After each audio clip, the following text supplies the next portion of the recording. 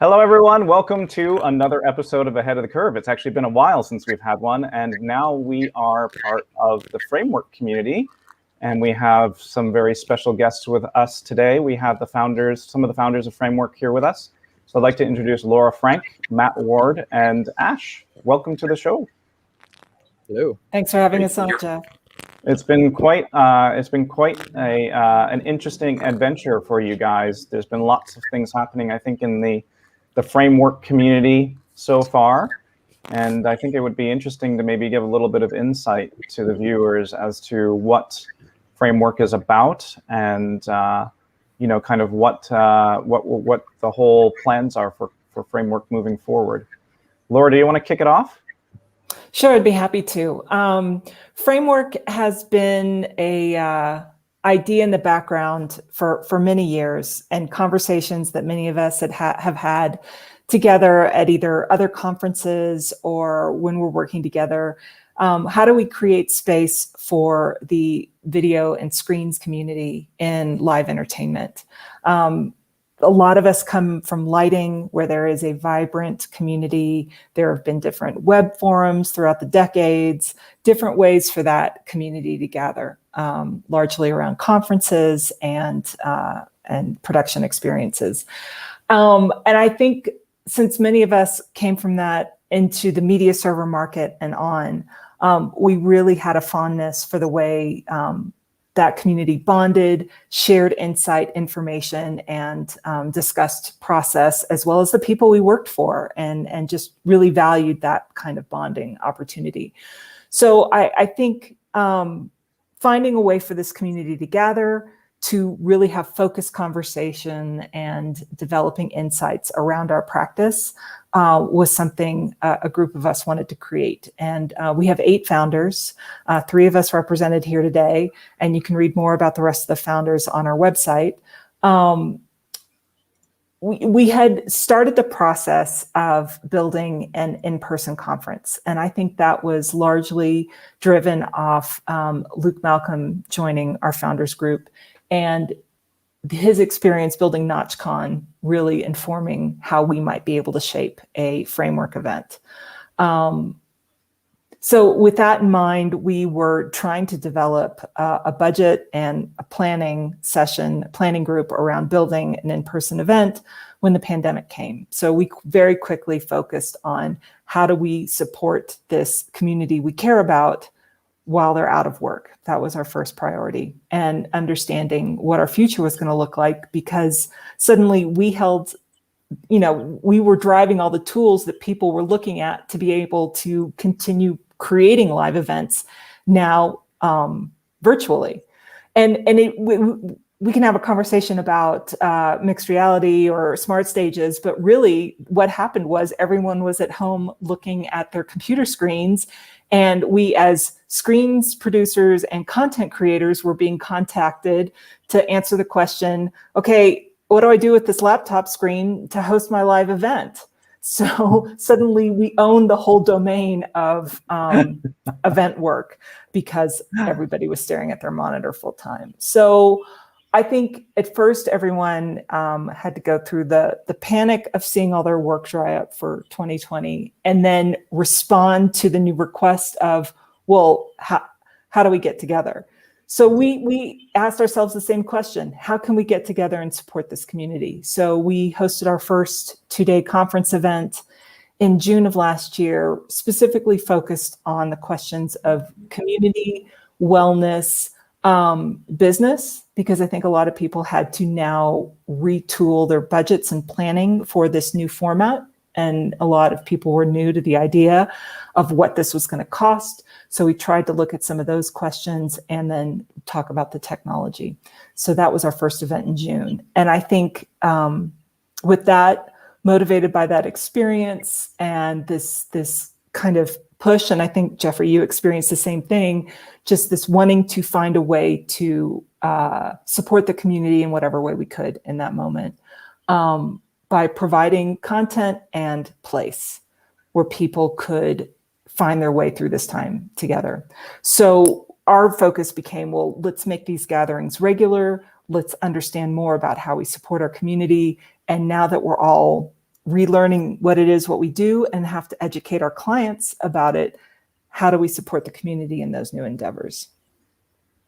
Yeah, I think the mental health side of things is definitely extremely important, especially during extremely trying times. I mean, throughout our lifetimes, we never expected anything to this magnitude to happen, especially across our industry. And I think in a lot of ways, it showed a couple of things. You know, it showed a weakness, of course, in the way that things are structured, but it also showed how much there was a need for support, how much there was a need for community. And I think that saying, strength in numbers kind of really starts to come into play and apply as a community and as a group within a very small industry, very small niche industry, that we've all basically grown to love and made careers out of. And we've really come to enjoy all of these things and projects and all these things that we do. Matt, it would be actually interesting to get a little bit of your insight on the community and on the ongoing kind of things that have been happening over the course of the last year. It's certainly drawn some lines. I mean, I think there have been a lot of interesting conversations within the framework, but I know we're seeing the first real results of all this in concert touring. As these big events and festivals start to spin back up. Matt, sorry, I didn't mean to cut into you. Just you have a really screaming echo and distortion on your line. Weird. Maybe we'll toss it back over to Ash and kind of get a little insight from Ash while we get that worked out. Sure. Like all the best ideas, I think what Framework came about at sort of 6 a.m. at the Hard Rock Hotel breakfast bar at LDI, where we were just sort of sitting there and kind of going, "Come on, there's got to be a better thing. There's got to be a better conference than this. There's got to be a better experience than this." Because we all loved LDI and always have, but I think there was this definite feeling that it sort of wasn't speaking to us as a group of people in the way that it was clearly speaking to the lighting industry. Mm-hmm. And there was a general feeling that our crowd gets tacked on to lots of other conferences like NAB or IBC that none of which are really aimed at us exactly. We're always sort of an addendum to it. And so I think some of it was just, I think, conference envy. We just go like, it was conference envy.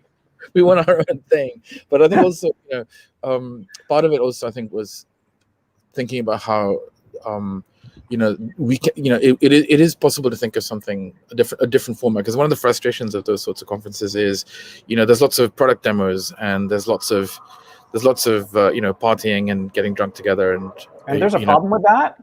No, I mean, no, it's great. Those are wonderful things, but there's somehow the really great conversations get lost in the ether. They happen kind of one-to-one or in little groups, and there's some amazing conversations happening, but they're just gone, and mostly you don't really even remember exactly what anyone said to anyone. But it's kind of like, it's almost a joke, like if I meet somebody and I don't remember who they are and they remember me, we met at LDI, because it's just like that's always the way. There's just too many people, and so I think like there was a sense that there's an opportunity to do something that actually builds a conversation, to play with a format where the conversations that happen build on one to the next. They don't get lost, and something comes of them in a structured sort of way. I mean, I don't know how successful we've been at that, but I think that was definitely that's definitely one of the missions in my mind. To find a way to make those things build. I think this past year has definitely illustrated that a lot more, and it's kind of, I think, kind of added a little bit of fuel to the fire in pushing that kind of whole mentality along, because we've seen a lot of restructuring, especially from some of those different organizations, and the regearing on how they're reaching out, to the communities and how they're reaching out to those audiences. And of course, just like we have done here, everything has kind of gone into that virtual kind of abyss, where we're now seeing a whole bunch of kind of mixed versions and hybrid approaches of how production is being done, and even how these kind of conversations and how these kind of mediums are being portrayed and used in different ways. And with that being said, we keep this, as I mentioned, pretty interactive. So I did want to take an opportunity to say hi to Christy again, and say hi to my wonderful spouse. Definitely a fun group on with us today. And Christy mentioned about the static. So hopefully, Matt, we've got that worked out maybe now. You want to give it a test? We can try. It's much better.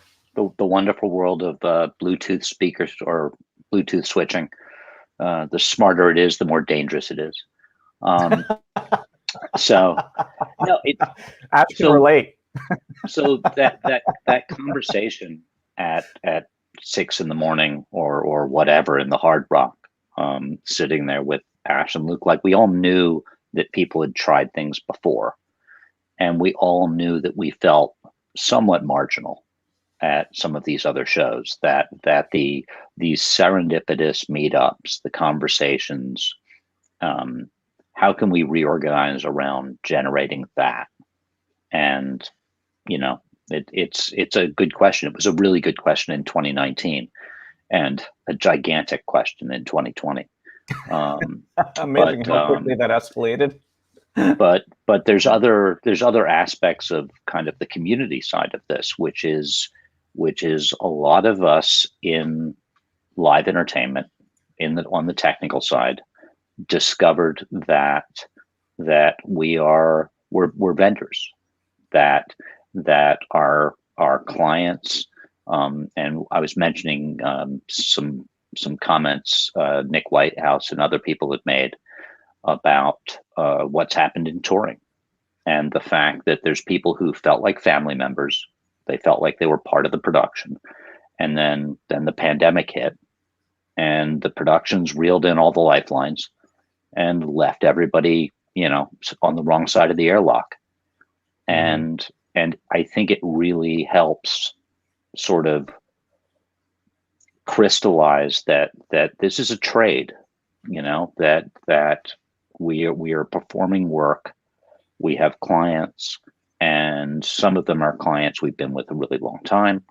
But I think it's the community aspect of this becomes far more important in terms of sharing information, in terms of understanding where you stand and how you present yourself, how you think of yourself.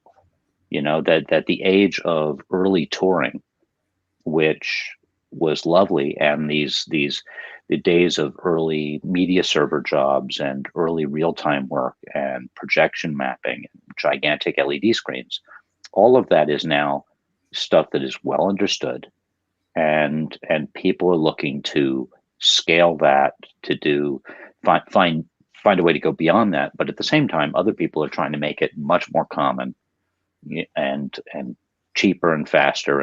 And so how do we as a group deal with that? And those are conversations I think we can only have on our own. I don't think those conversations necessarily fit well within the larger trade shows or anything else. So I think it would also be interesting to hear from the viewers as well, if they have any comments regarding the way that they've been also keeping in touch and some of the feelings that they've had in regards to those comments, Matt. And to carry that forward, what I'd be curious to hear about too is we're kind of hinting at this idea is not only are we community, but now we're leaders in a lot of the ways live events and productions are happening. And, our community has largely been successful by being invisible. We're the geniuses behind the LED wall or the brain bar sitting in some corner. We are successful because we don't seem to need a lot. And as the complexity and the presence that we control on a production, whether it's the amount of screen real estate or the dependence on the technology we manage for the success of an event, we are at a point where we really need to embolden this community and create leadership. And that's what I want Framework to focus on, one of the primary things I want Framework to focus on in the future is building leaders out of this community, because we are now front and center in driving so much of what makes live production and virtual production happen. We need that leadership, and we need better tools in client education to explain who we are and what we do, and the critical contributions we make to an event.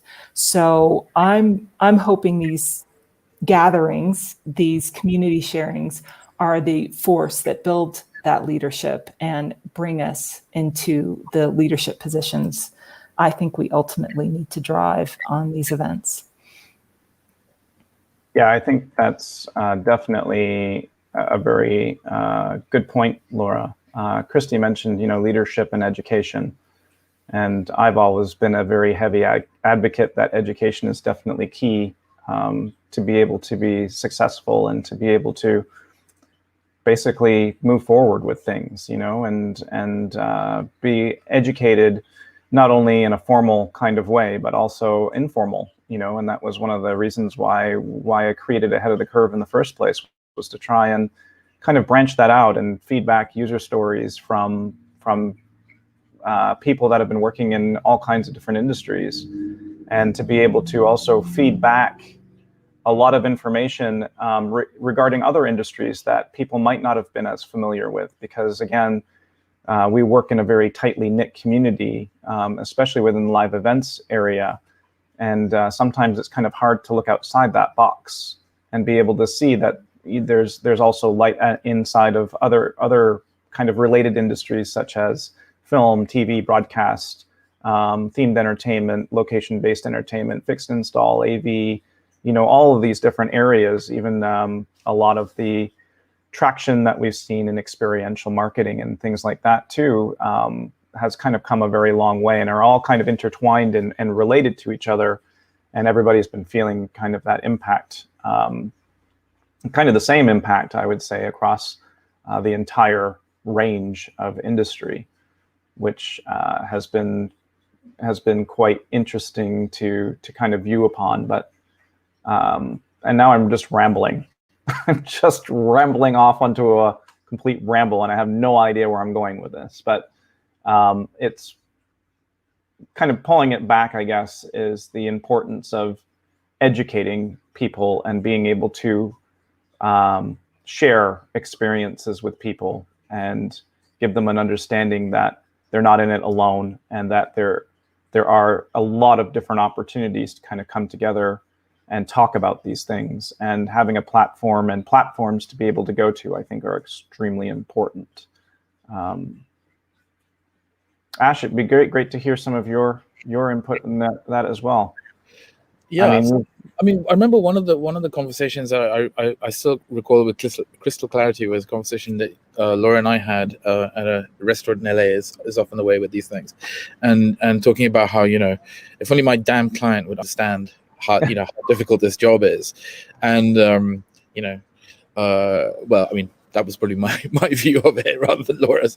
And if only my damn vendors, my damn engineers would understand how difficult my job is. And there was this sort of general sort of feeling that, we're in this chain of command, right? There's people quote below us in the chain of command and people above us in the chain of command, but we're all really dependent on each other. And, we're not necessarily comfortable enough in each other's company going up and down the chain. There's not enough of that conversation and collaboration happening. And so, the education process is two-way. We teach them, but we also want to learn about what they're doing. And I think that's something that I would really like to see more of in the future for Framework, is to actually get people at very different levels of the chain to all come and sit. So one idea was, let's pick a moment of a show that we're really proud of and get everybody who worked on that moment, all the way from the creator, the designer, the artist, whatever, all the way down to the guy who was coiling the cables and the guy who was making the LED, and, everybody that was involved in that, sit around and just talk about what they contributed to that moment and why it was so great, right?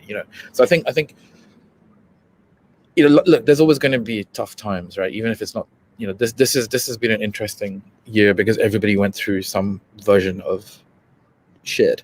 But in general, like however things go, there's you're always going to go through tough times. I think one of the ways you get through it is to be inspired by by things that are happening around you, to learn about things that are happening, because that mental energy has to come from somewhere to help you get out of whatever it is, and that's not going to change. I think that's always going to, and if you're starting out in the industry, right, you have no work. Like you're in a version of the shit. So my first gig in the industry was £20 at a psytrance rave in Tunbridge Wells, and the train fare was 35. So that was tough.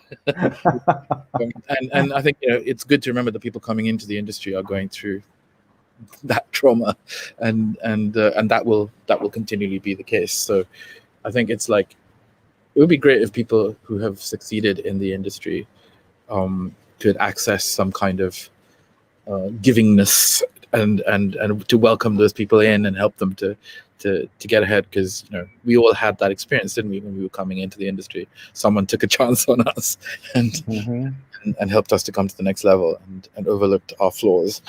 So I think there's sort of an element of like paying that forward, isn't it? They're still overlooking our flaws, Ash. Well, I mean, there's the swan effect, where your legs are pedaling madly, but you're all is serene above the surface.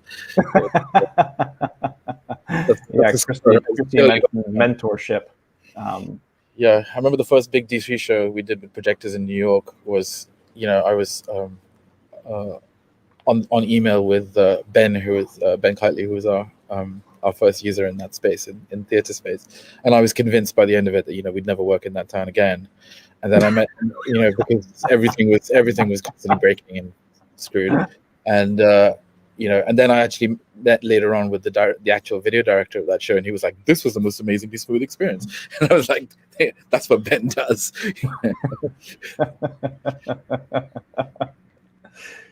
So David Perkins has a comment here. He says, "I'm curious how a group like this can help those who have been hungry during the pandemic create personal confidence as we head back into the world of the working, and not make huge compromises on personal perception of value." Who would like to tackle this one? I can dig in, at least to get it started. Yeah, at least to get this point started, because I think this is something we were actually talking about in our conference last June. Our fear that there would be this race to the bottom because there's a bottleneck coming back, as shows slowly progress, and would it be baby steps and different types of technology as everybody got their legs back under them again and doing this work at the pace we were doing it before the pandemic. So we were worried about a race to the bottom as people were maybe underbidding each other to get back to work and trying to, let everyone take advantage of the value of having a pause into recognizing your worth and how hard we tend to typically work, the hours we put in, the compromises we make on rate at times, because as a digital workforce, our clients tend to underestimate the labor of what we do. So we are undervalued. And this is across all digital industries, whether it's web development or software development or the kind of work we do in creative digital work. So that is a concern.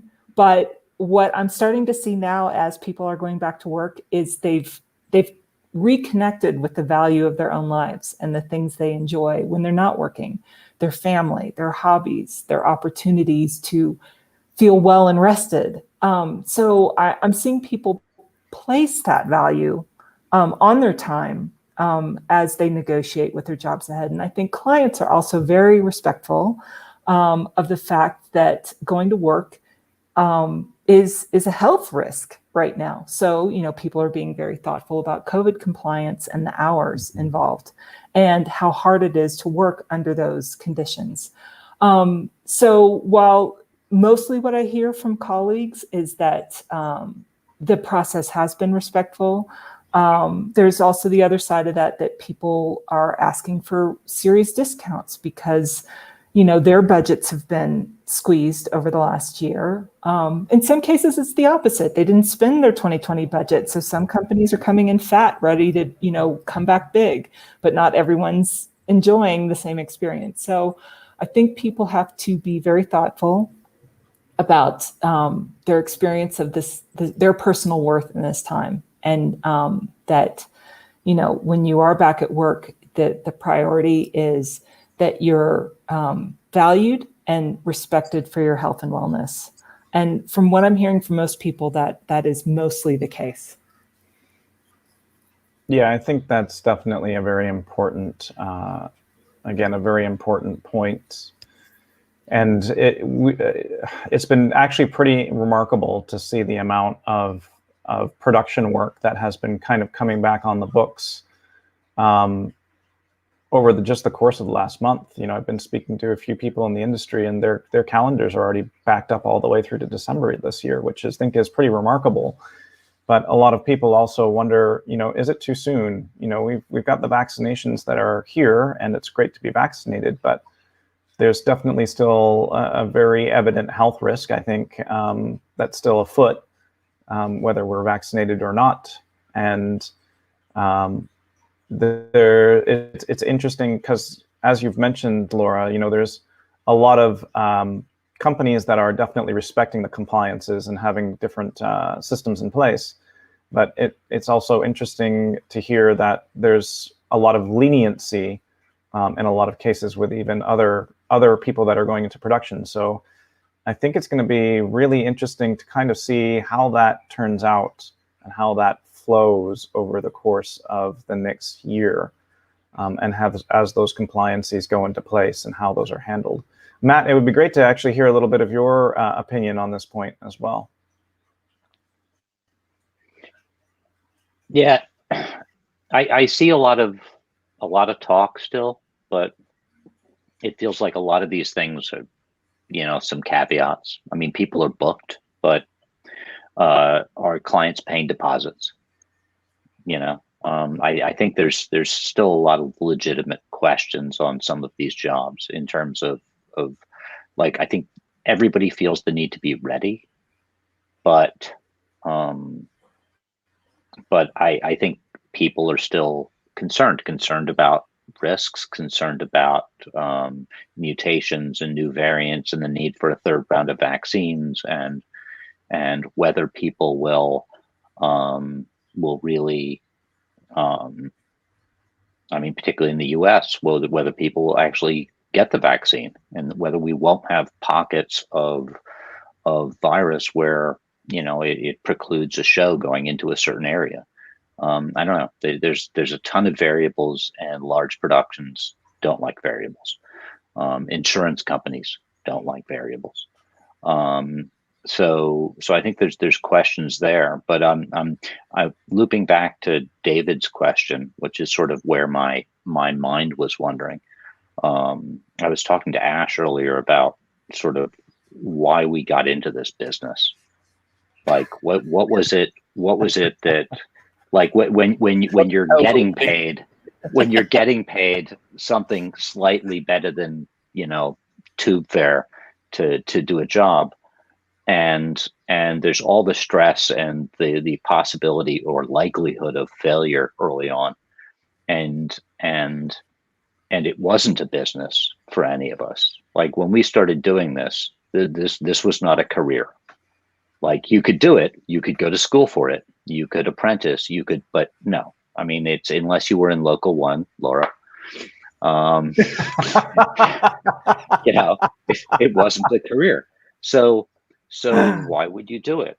And I think the reason any of us stayed in here is we had manic periods, but we also had slow periods, and we saw what was going on. And we paused long enough going through this, as hectic as it was, to find the piece of it that we were obsessed with, that we couldn't put down. And then we followed that. And I don't know, it in our marginal circus camp follower world of people who do what we do, who got into it not because it was a job, but because you couldn't put it down.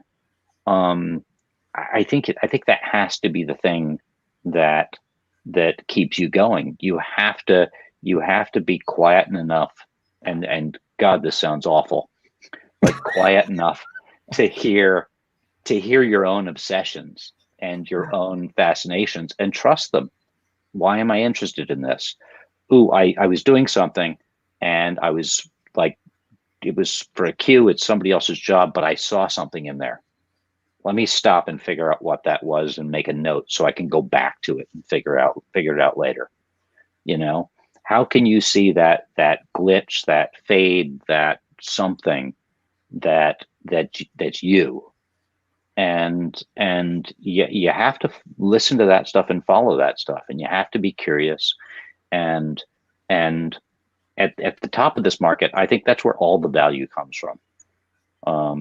You know, that's the thing that's going to get you a job in the future. That's the thing that's going to bring you into a new career or start a new company or, you know, something like that. So.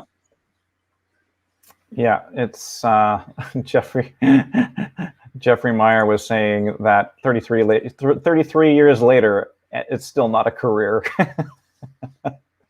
I think we can all agree that this industry is really it's a labor of passion.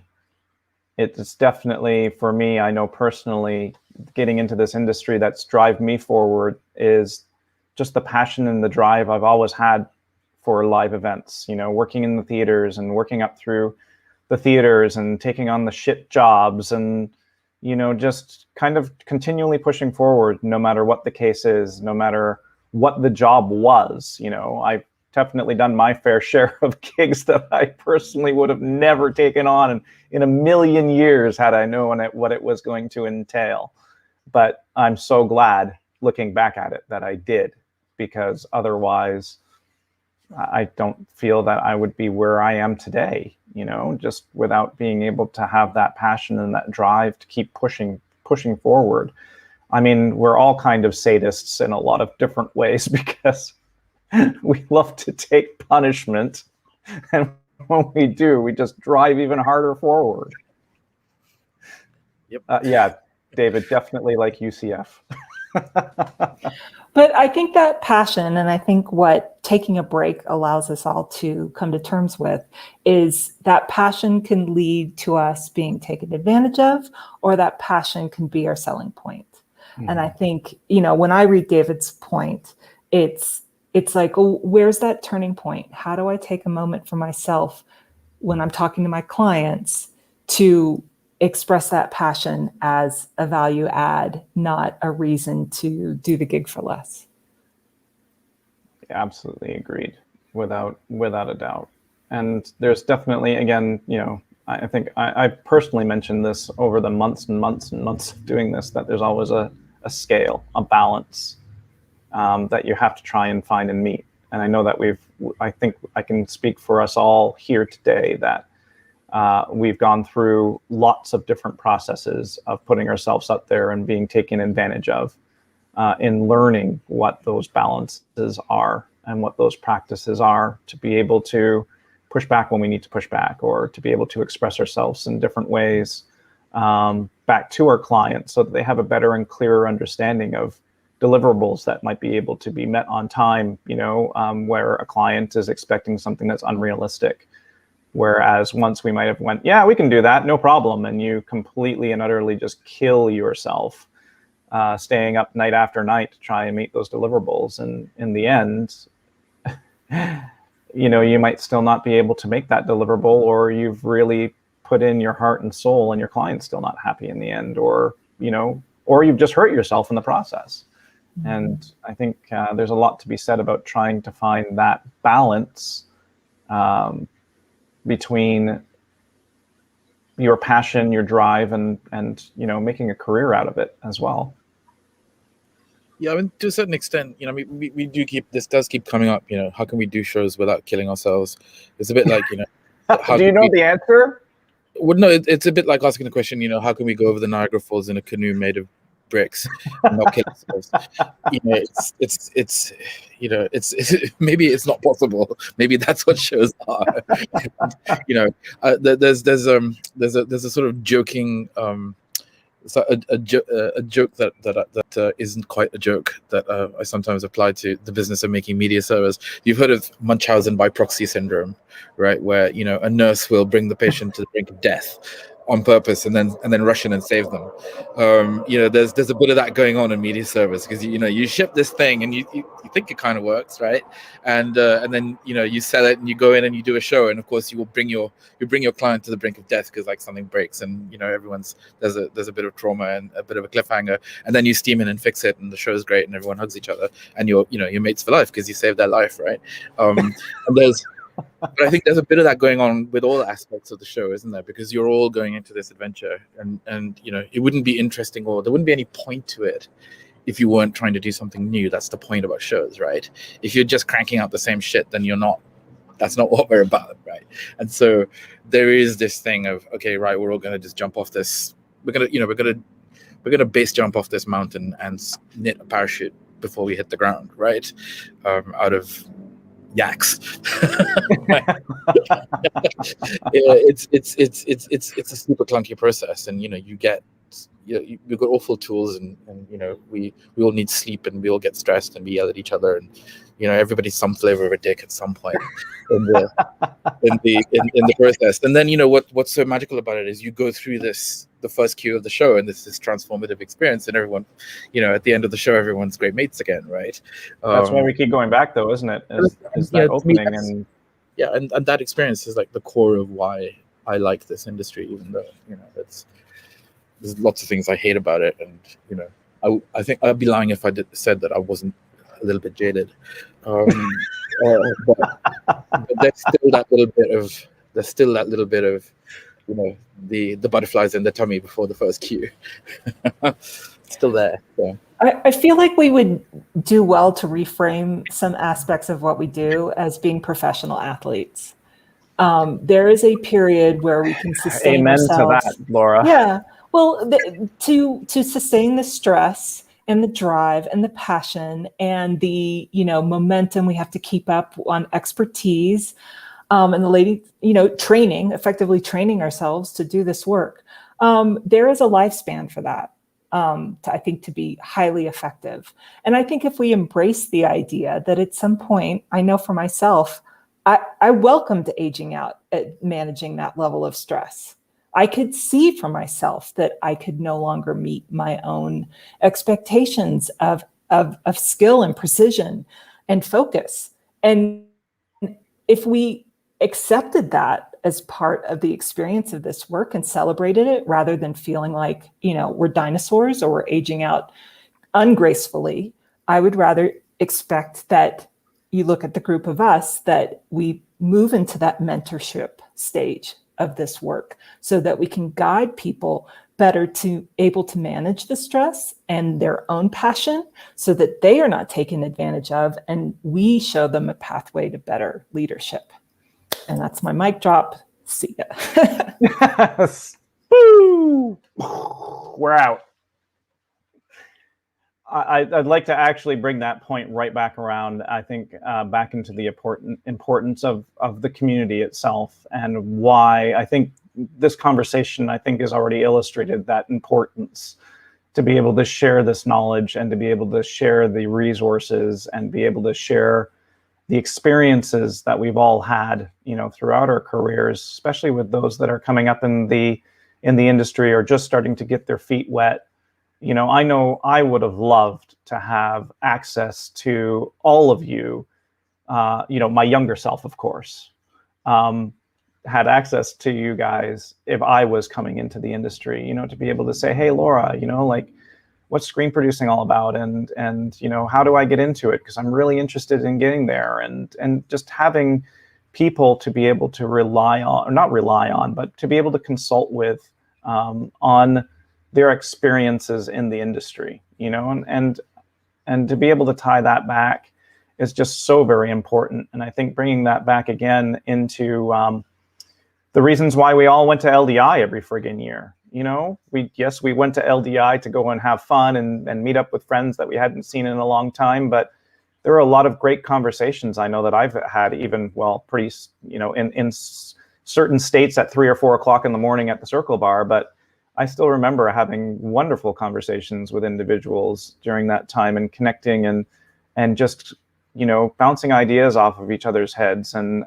having that moment to connect with people that I'd never even met, you know, before. And I think that was a wonderful part, and one that I've always cherished about events like LDI. And I think that's why I know the year before COVID, there was a lot of companies that were doing the whole suite thing. And Ash, I think we can throw that one back to you, because you guys kind of pioneered that back in the day by saying, screw the floors, we're going to do a suite. No, we were just too cheap. We didn't have the money. Ridiculously expensive. It was like, it cost like, you know, I mean, we were a small company. We didn't have money to throw around. And it was like 150 grand to do a standard LDI, or 35 to get a suite. So we're like, duh. That's a no-brainer. So, you know, it was necessity rather than anything else. You know, we were cognizant of the fact that the organizers of LDI were being sweet and indulgent and letting us do it, and we sort of made this compromise that we would do it every other year rather than, you know, do it kind of on purpose. So they were really sweet about it, but we understood that we were, you know, that we were sailing a little bit close to the wind there.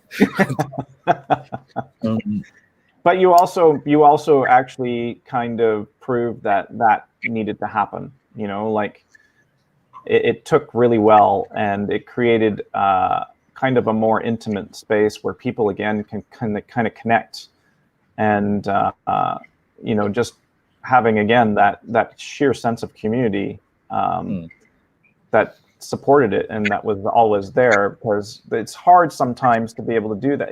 It's very hard to do that actually on a trade show floor, where there's a lot of other people around and they're waiting and there's all kinds of stuff going on. And when you kind of provide a more... The lighting companies used to have sort of big parties, right? And people used to go to them. I just never got invited to them, so we're like, well, I guess we can just do our own, you know. Yeah, parties are different, though. Yeah. That they're definitely different, and providing that suite, it gave a secure spot for anybody. You know, people were able to just kind of lounge around and hang out and have great conversation, and other people were able to go and party and do whatever they wanted, you know, all in the same space. So it definitely made a point, I think, in proving how strong and how much people thrive and need to have that connection. And need to have those places to be able to go, to be able to connect and have these conversations. Well, one of the interesting things that popped up was the idea that Framework should do something at LDI, and you know, I'm broadly supportive of this. One of the ideas that, again, slightly jokingly came up with was a sort of recovery spa day, on the where we would. Another idea that popped up quite a lot was to get a sort of inflatable bouncy castle and call it the Soft Rock Bar. And maybe you can combine those two things together and just have this sort of place where you can go and have a bit of wellness, soothe, you know, get somebody to massage you with essential oils or something like that, and you know, some kind of vibe like that maybe would be fun to do. So, Laura, what are your thoughts on that? I really want to be supportive of spa days in general. So, but more importantly, I want to see Framework thrive. I want to see it evolve into an organization that can, do the work of supporting this community, either in a format of a guild or, when it comes to business practices, labor issues. And I want to be our own entity, but if our community goes to LDI, so I want to go where our community is. So, sponsoring some presentations there, or having, an offsite location to hang, to have more focused talks about our particular issues. These are under discussion. But We revive your ZFG brand, Zero Frameworks Given. Zero frameworks given. There you go. I have to mint it first. I need an NFT of ZFG before I move too far ahead. And start working on I can help you out with that. Matthew, this is a phone call we need to have soon. Actually, yeah, you're on my to-do list since your NFTs have been so great. I've been enjoying watching them on Instagram. But more importantly, this is a topic we're discussing. We are planning our future gathering opportunities, whether they're virtual or in person, and our 1-year anniversary is coming up. So be on the lookout for some kind of announcement for June 11th, where we will at least have a virtual gathering and maybe explore these future topics in more depth together. And on that note, too, this afternoon at 4 p.m. on a weekly basis, there is the Clubhouse Conversation hosted by Matt, I believe. And for those of you viewing that want to check that out, you can go to framework-community.com/clubhouse to sign up. And if you're not on Clubhouse, Laura, I believe you can basically sign up through there and get an invite as well. Yep, we post a link for the current week's event that will also give you access to Clubhouse if you're not yet a member. And there is an Android app now. We know there are some, participation issues around an audio-based gathering space, but this has been good for us now to have these weekly conversations. And in June, we'll host a video-based event at Toucan. Awesome. Well, I want to thank you guys, thank all of you for coming on. I think this was a great conversation to kind of kick things off, especially with the introduction into the community from Framework. And we're going to be, as I mentioned, we're going to be doing this on a monthly basis. So we're going to kind of continue the same format along the lines that we did with Ahead of the Curve originally. And we're going to be, of course, promoting some of the events and upcoming things through the Framework community. So thank you guys so much for being on today. I think this was a great way to kick things off in the new format. Priscilla, definitely wanted to say hi. Hi, Priscilla Mullins. Welcome to the party. But yeah, thank you all for joining in. Thank you to all the viewers, of course, for your consistent support. I've really, again, without you guys, we wouldn't have our community. So it's just wonderful kind of being here and being all together as one group. So Laura, thank you for again, inviting us to be part of it. And thank you both to Matt and Ash for joining in the conversation today. And Jeffrey, we wanted to thank you for the Ahead of the Curve project. You've produced some incredible work over the last year, and we're happy to share it through Framework. Thank you so much, Laura. Well, as I say, everyone, thank you so much, and stay ahead of the curve, everyone. We'll see you on the next one. Thanks, everybody. Thanks.